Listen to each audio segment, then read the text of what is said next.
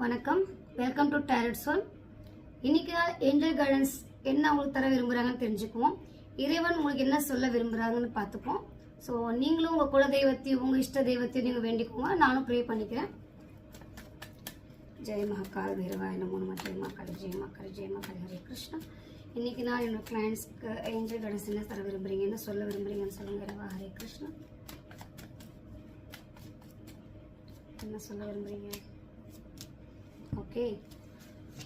Okay நீங்கள் என்னென்ன காரியம் நினச்சிட்டு இருக்கீங்களோ அந்த காரியமெல்லாம் ஸ்டக்காகி நின்றுட்டு இருக்கு இப்போ இருக்கிற சுச்சுவேஷனில்.